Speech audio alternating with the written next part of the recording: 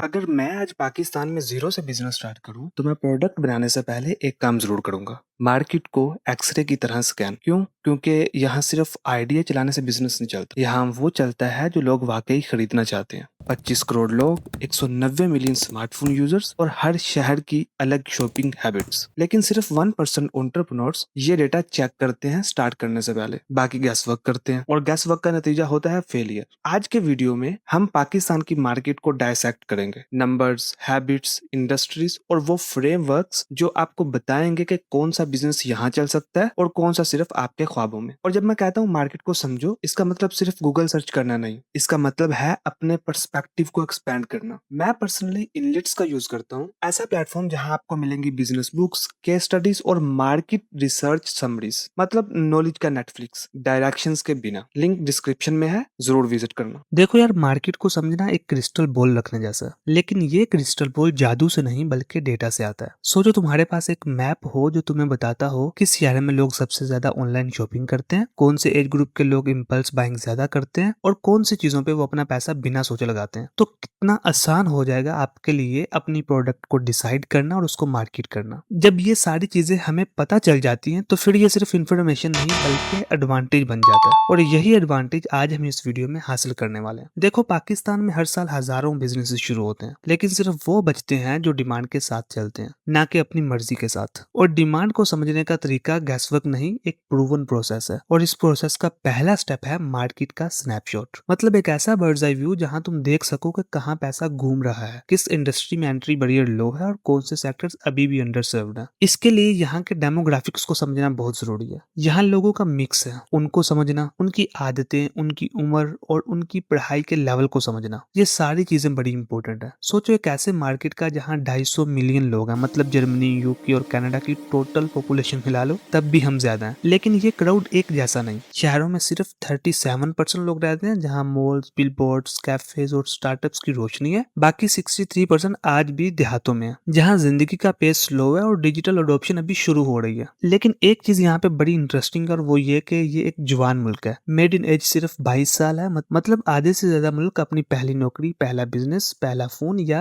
पहला online order करने के सफर में है। लेकिन चैलेंज ये है, लिटरेसी रेट सिर्फ 58% है और फंक्शनल लिटरेसी इससे भी कम। मतलब जो लोग पढ़े लिखे हैं वो भी मुकम्मल तौर पर डिजिटल टूल्स या एडवांस स्किल्स यूज नहीं कर पाते। और ये मैं कोई ऐसे हवा में बात नहीं कर रहा, मैं बहुत सारे लोगों के साथ इंटरेक्ट करके देखा जो कि बहुत पढ़े लिखे हैं लेकिन उन्हें डिजिटल टूल्स आज के दिन में भी यूज करने नहीं आते। अब ऐसे में अगर कोई आप ऐसा स्टार्टअप ले आते हो जिसको यूज करना ही बहुत मुश्किल हो, तो आप समझ सकते हो कि पाकिस्तान में आपका क्या फ्यूचर रहने वाला है। खैर, वापस आते हैं अपने टॉपिक पे। जेंडर रेशियो हमारी ऑलमोस्ट बैलेंस्ड है, 51% मेंस, 49% वुमेन्स। लेकिन वुमेन्स वर्कफोर्स पार्टिसिपेशन अभी भी लो है, जो कि बहुत अच्छी बात नहीं है। ये ज्यादा होनी चाहिए और जल्दी से जल्दी होनी चाहिए। खैर, यहाँ के डेमोग्राफिक्स एक चीज क्लियर करते हैं। अगर तुम बिजनेस बनाते हो जो यूथ फ्रेंडली हो, मोबाइल फर्स्ट हो और सिंपल कम्युनिकेशन का यूज करे, तो तुम्हारा प्रोडक्ट या सर्विस नेचुरली फिट हो सकता है इस मार्केट में। और इसके बहुत सारे एग्जांपल्स आपको मार्केट में मिलेंगे जो इसी तरह से कामयाब हुए। अब ऐसे बहुत सारे आपको एग्जांपल्स यहाँ पे मिलेंगे। इनमें से एक क्रम्बल है। क्रम्बल एक बेकरी ब्रांड है जिन्होंने यूथ को टारगेट करना स्टार्ट किया। उन्होंने ट्रेडिशनल एड पर पैसा वेस्ट करने की बजाय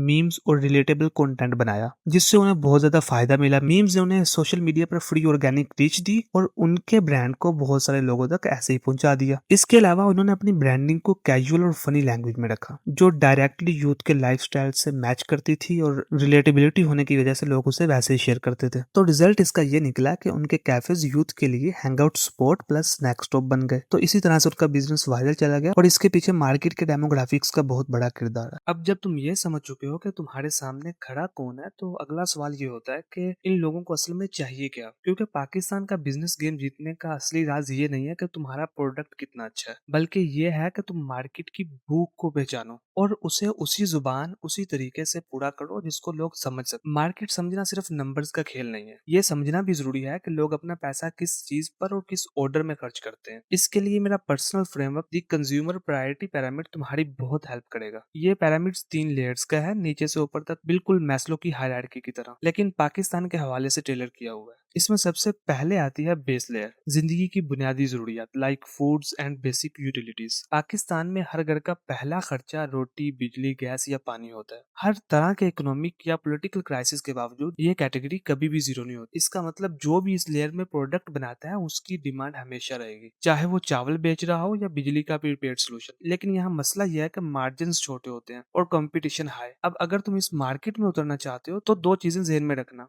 या तो स्केल ह्यूज होना चाहिए या एक यूनिक डिस्ट्रीब्यूशन चैनल हो जो आपकी कॉस्ट को कम करे। दूसरे नंबर पर आती है मिड लेयर, जिसमें इंक्लूड है क्लोथिंग, होम गुड्स और एजुकेशन वगैरह। ये लेयर उन लोगों की है जो अपनी बेसिक नीड्स पूरी करके थोड़ा कंफर्ट और बेहतर जिंदगी चाहते हैं। कपड़े, फर्नीचर, स्कूल फीस वगैरह ये सब यहाँ आते हैं। मिडिल क्लास पाकिस्तानियों का सबसे ज्यादा पैसा यही खर्च होता है और यही वो जगह है जहाँ ब्रांडिंग एंड एस्थेटिक्स का खेल शुरू होता है। आप देखते होंगे बहुत सारे लोग होटल्स में जाते हैं या मॉल्स वगैरह में जाते हैं, वहां पे जाके स्नैप्स बनाते हैं और अपने फ्रेंड्स वगैरह के साथ शेयर करते हैं। तो जब भी आप इस लेयर में बिजनेस बनाने लगो तो ये चीज ध्यान में रखना कि लोग ये एक्सपेक्टेशंस लेके आएंगे, तो उनकी ये जरूरत को भी साथ पूरा करना बहुत जरूरी है। इसके बाद आती है टॉप लेयर, जिससे स्टार्ट होती है इंस्पायरेशन एंड लाइफस्टाइल, जिसमें इंक्लूड है लग्जरी, टेक एंड एंटरटेनमेंट वगैरह। ये सबसे छोटा लेकिन सबसे प्रॉफिटेबल सेगमेंट है। Latest iPhone, Netflix subscription, imported perfumes, ये सब सिर्फ प्रोडक्ट नहीं, स्टेटस सिंबल होते हैं। यहाँ पर ब्रांड का परसेप्शन प्रोडक्ट से ज्यादा बिकता है। तो जब भी आप इस लेयर में बिजनेस बनाने लगो तो आपको एक चीज ध्यान में रखनी है कि आपकी ब्रांडिंग बहुत ज्यादा इंपॉर्टेंट है। आपने अपनी ब्रांडिंग पे बहुत ज्यादा फोकस करना है। अब चाहे तुम्हारा प्रोडक्ट बुनियादी जरूरत हो या लग्जरी, सवाल यह है कि लोग उस तक पहुंच कैसे पाएंगे। अब सोचो 105 मिलियन पाकिस्तानीज ऑनलाइन हैं। ये नंबर पूरे जर्मनी और यूके की कंबाइंड पॉपुलेशन से ज्यादा है। हमारे स्मार्टफोन यूजर्स 190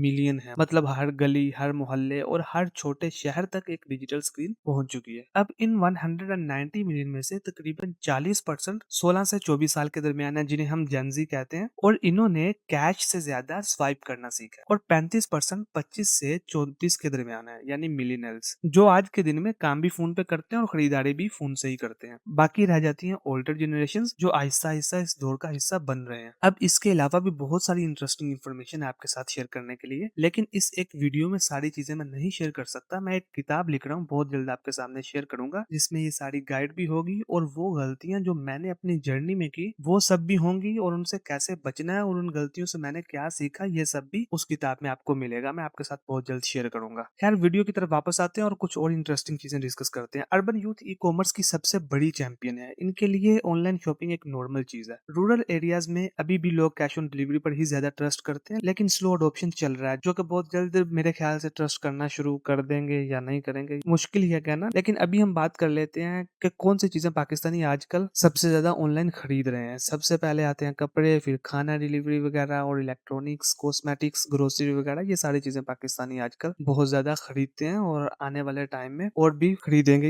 ये ऑनलाइन खरीदारी की बात कर रहा हूँ, मतलब वांट्स और नीड्स दोनों ही डिजिटल शेल्फ पे आ चुकी हैं। अब इनको बताने का मकसद ये है कि अगर तुम्हारा प्रोडक्ट इन कैटेगरीज में फिट होता है तो तुम ऑलरेडी आधी मंजिल तय कर चुके हो। लेकिन यहाँ पर एक और पॉइंट समझना बहुत जरूरी है। मार्केट का साइज बढ़ रहा है, एक्सेस बढ़ रही है, लेकिन इसका मतलब ये है कि तुम अकेले नहीं हो। हर सक्सेसफुल चीज एक भीड़ को अट्रैक्ट करती है और यहाँ भी वही हो रहा है। सोशल मीडिया एड स्क्रॉल करो, हर दूसरा पोस्ट एक ब्रांड का होता है। दर्जी से लेकर डिजाइनर तक, छोटे सेलर से लेकर मल्टीनेशनल तक, सब एक ही कस्टमर के लिए कम्पीट कर रहे हैं। क्योंकि डिजिटल मार्केटिंग का एंट्री बैरियर कम है, तो इसलिए हर कोई ट्राई कर रहा है। और इसका रिजल्ट क्या है? रिजल्ट है नॉइज। मेरे ख्याल में कंपटीशन का असली प्रॉब्लम तुम्हारे राइवल्स का होना नहीं है, बल्कि तुम्हारा उनकी तरह बन जाना है। जब तुम अपनी स्ट्रेटेजी कॉपी पेस्ट करते हो, तुम अपना सबसे बड़ा एडवांटेज खो देते हो, जो कि है इंडिविजुअलिटी। हाँ, कभी कभी चीजें जो है वो कॉपी पेस्ट करने से अच्छी भी हो जाती है, लेकिन इंडिविजुअलिटी आपको लॉन्ग टर्म में बहुत ज्यादा फायदा देती है। लेकिन हमें इसका बैलेंस बना के चलना है, मतलब टोटली कॉपी भी नहीं करना और इतने इंडिविजुअल भी नहीं होना कि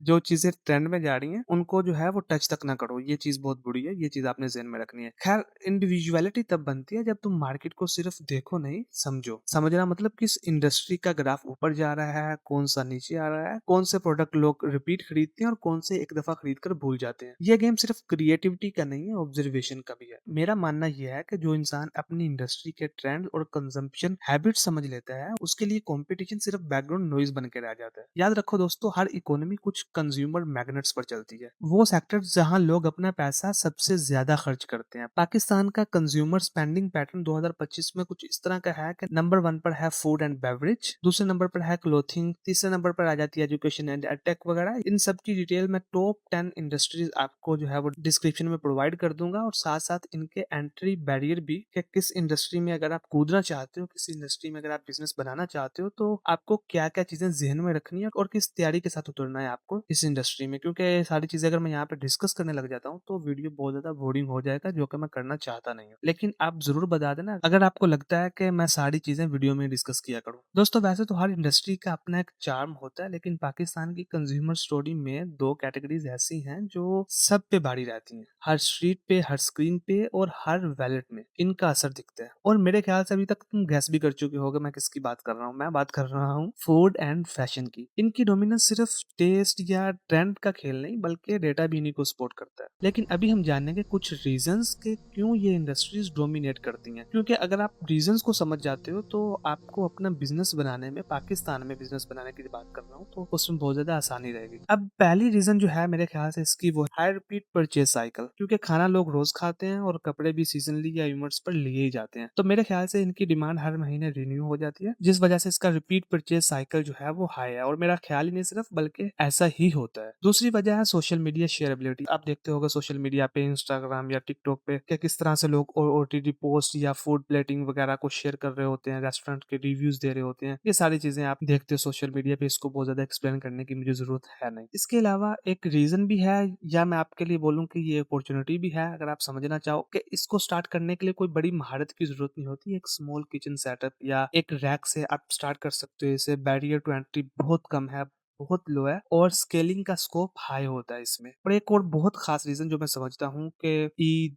वेडिंग्स, रमजान, दावतें, फैमिली गैदरिंग्स वगैरह हर इवेंट पे आप देखते हो जो हमारा पहला खर्चा होता है वो या तो खाने पे होता है या कपड़ों पे। इन दोनों इंडस्ट्रीज में ऑलमोस्ट 11 से 12 बिलियन डॉलर की स्पेंडिंग होती है हर साल। ये डोमिनेंस सिर्फ कंज्यूमर हैबिट का नतीजा नहीं बल्कि डीपली रूटेड कल्चरल साइकोलॉजी का रिफ्लेक्शन भी है। पाकिस्तान में खाना खिलाना और अच्छा लगना सोशल करेंसी का हिस्सा है, और बिजनेस में करेंसी का मतलब है डिमांड। लेकिन इस कल्चरल गोल्ड माइन के बीच एक सेक्टर है जिसमें पोटेंशियल तो स्काई हाई है, लेकिन अडोप्शन का रास्ता अभी भी ढलान पे है। वो सेक्टर है टेक स्टार्टअप्स। और इस स्ट्रगल का असली रीजन सिर्फ फंडिंग नहीं बल्कि ट्रस्ट एंड टच बैरियर है। अब मैं ये क्यों बोल रहा हूँ, देखो यार, आप देखते हो पाकिस्तान में सबसे पहले लोगों को ट्रस्ट इश्यूज बहुत सारे होते हैं। ऑनलाइन पेमेंट पर लोग ट्रस्ट नहीं करते, cash on delivery he prefer करते हैं। दूसरा होता है टच का मसला। लोग यहाँ पे तब तक चीजों को लेके सेटिस्फाई नहीं होते जब तक टच ना करके देख लें। और तीसरा मसला है फंडिंग का। फंडिंग भाई यहाँ पे कोई भी जो है वो तैयार नहीं है पैसा लगाने के लिए। ये बात बड़ी सीधी है और मैं अपने पर्सनल एक्सपीरियंस से बोल रहा हूँ। यहाँ पे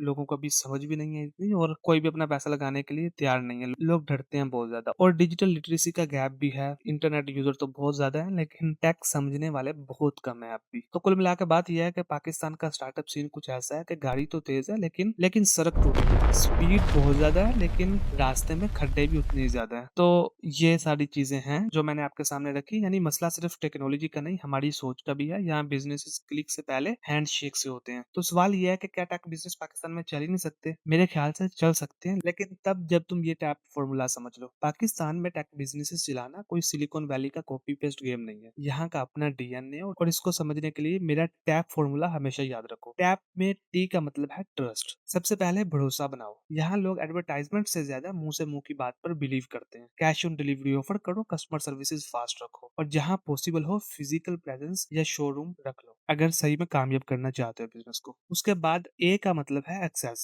तुम्हारा काम है टारगेट करना मोबाइल फर्स्ट यूजर्स को। पाकिस्तान का ज्यादातर यूजर फोन पर है, लैपटॉप पे नहीं है। ये चीज तुम्हें समझनी होगी, और वो भी लो डेटा मोड में है। तुम अपने आप को देख के ये ना समझो कि पाकिस्तान में बहुत ज्यादा इंटरनेट फास्ट हो चुके हैं। अब भी मैं देखता हूँ कि बहुत सारे एरियाज में इंटरनेट बहुत स्लो चलता है। तो जो भी ऐप या वेबसाइट बनाओ तो वो 2G 3G पर भी अच्छी तरह चलनी चाहिए अगर तुम अपने बिजनेस को कामयाब करना चाहते हो। उसके बाद रह जाता है हमारे टैप फॉर्मूला का पी, और वो है प्रॉब्लम। वो मसला सॉल्व करो जो रोज सामने दिखता है, जैसे ट्रांसपोर्ट का इशू, ग्रोसरी की डिलीवरी या इजी पेमेंट्स वगैरह। तो यहाँ पे कोई बहुत ज्यादा लग्जरी सोल्यूशन लाने की मेरा नहीं ख्याल कि अभी तुम्हें जरूरत है। जो डेली के छोटे छोटे पेन पॉइंट्स हैं उनके लिए तुम कोई सोल्यूशन निकालो अगर यहाँ पे स्टार्टअप चलाना चाहते हो तब। यानी पाकिस्तान में टेक बिजनेस चल सकता है, लेकिन सिर्फ तब जब आप पहले ट्रस्ट कमाओ, फिर एक्सेस दो और फिर असली मसला हल करो। अब सवाल आता है कौन सा बिजनेस आइडिया चूज करूं। इसके लिए मैं तुम्हें अपना 4 फिल्टर टेस्ट सिखाता हूँ, तो तुम्हारे सारे डाउट्स को 100% क्लियर कर देगा। ये पॉइंट जरूर देखना और इसको अच्छी तरह लिख लेना, ये समझ लेना। बिजनेस आइडिया चूज करते वक्त इमोशंस पे कभी भी मत जाओ। मार्केट के नंबर्स और ग्राउंड रियलिटी को चेक करो। जल्दी से अब बढ़ते हैं हम अपने 4 फिल्टर टेस्ट की तरफ। फर्स्ट फिल्टर है डिमांड। सबसे पहले देखो कि क्या ऑडियंस बड़ी और ग्रोइंग है या नहीं। आइडिया कूल लग सकता है, लेकिन अगर मार्केट छोटी है तो स्केल कैसे होगा ये खुद जरा सोच लिया करो। अगर तो लोग ऑलरेडी इस प्रोडक्ट को सर्च कर रहे हैं तो डिमांड का सिग्नल स्ट्रॉन्ग है, लेकिन अगर तुम्हें प्रोडक्ट को समझाना भी पड़ रहा है और सारी चीजें भी करना पड़ रही है तो मेरा नहीं ख्याल के आपको अभी इस चीज को टच करना चाहिए जिसके लिए मार्केट रेडी नहीं है। सेकंड है गैप। इसके लिए आपको दो चीजें देखनी है, या तो मार्केट अंडरसर्व्ड हो या ओवर प्राइस्ड हो। देखो हर क्राउडेड मार्केट खराब नहीं होती। अगर सर्विसेज स्लो है या प्राइस अनजस्टिफाइड है तो तुम वहां बेटर सोल्यूशन दे सकते हो, और अगर तुम बेटर सोल्यूशन देते हो तो तुम्हें कोई भी पकड़ नहीं सकेगा मार्केट में जब तक कोई तुमसे बेटर सोल्यूशन लेके ना आए। थर्ड है मार्जिन। इसको समझो और अपने आप से पूछो कि क्या तुम सस्टेनेबिलिटी से प्रॉफिट कमा सकते हो या नहीं। ये सिर्फ कितना बिकता है का सवाल नहीं है, बल्कि ये है कि कितना बचता है। ऐसे प्रोडक्ट चूज करो जिसमें मार्केटिंग के बाद भी हेल्दी मार्जिन बचे। And last one is distribution. देखो कि क्या तुम कस्टमर तक अफोर्डेबल तरीके से पहुंच सकते हो या नहीं। याद रखो बेस्ट प्रोडक्ट भी फेल हो जाते हैं अगर लोगों तक नहीं पहुंचते। तो तुम्हें अपनी ऑडियंस को रीच करने का तरीका ढूंढना होगा। क्या तुम एड चलाओगे, कंटेंट बनाओगे, या अपना एग्जिस्टिंग नेटवर्क यूज करोगे। ये चीजें तुम्हें जो है वो समझनी होंगी।